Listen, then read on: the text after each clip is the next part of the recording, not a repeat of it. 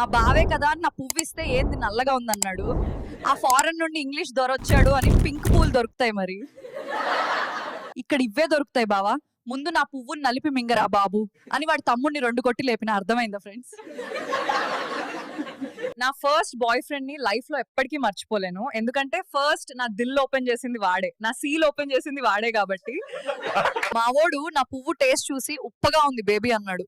అయితే తేనె పోసి ట్రై చేయరా స్వీట్ గా ఉంటుందని చెప్పిన. అర్థమైందా ఫ్రెండ్స్? ఫస్ట్ నైట్ రోజు మా వాడు నన్ను పట్టుకొని పిసిగి పాలు తాగాడు. అయ్యో దేవుడా, గ్లాస్ లో పాలు తాగరా బాబు అని చెప్పిన. అర్థమైందా ఫ్రెండ్స్?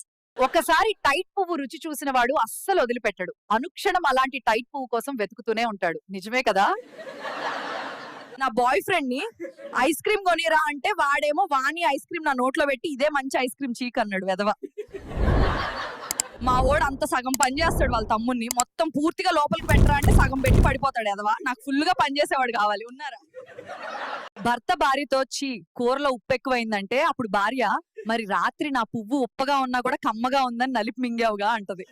పాపం పిల్లోడే కదా అని పక్కలో పడుకొనిస్తే రాత్రంతా నా చెల్లికి పులుసు కారేలా చేశాడు. మా ఆయన కూడా ఎప్పుడూ అలా చేయలేదురా బాబు.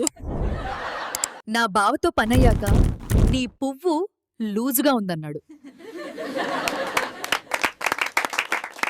నేను హాలిడేస్ కు మా బావింటికి వెళ్ళినప్పుడల్లా, అబ్బా నువ్వు వచ్చాక నా చేతికి పని తప్పిందే అని రోజు ఉదకం లేవగానే మా బావ తమ్ముడితో నాకు బ్రష్ చేస్తాడు. నా మొగుడు అడిగాడు ఎంతసేపు చేస్తే హ్యాపీ ఫీల్ అవుతావని. నాకు తెల్లవారులు కావాలి అంటే కొంచెమైనా ఆశకు హద్దుండాలి, గుద్దకు సిగ్గుండాలి అన్నాడు రా బాబు. మా బావని అడిగినా నేను బెటరా మా చెల్లి బెటరా అని, మీ చెల్లి బెటరే, ఎందుకంటే బావ నన్ను ఎస్తావా లేకపోతే నేను నీ మీద ఎక్కేయాలా అంటుంది అన్నాడు.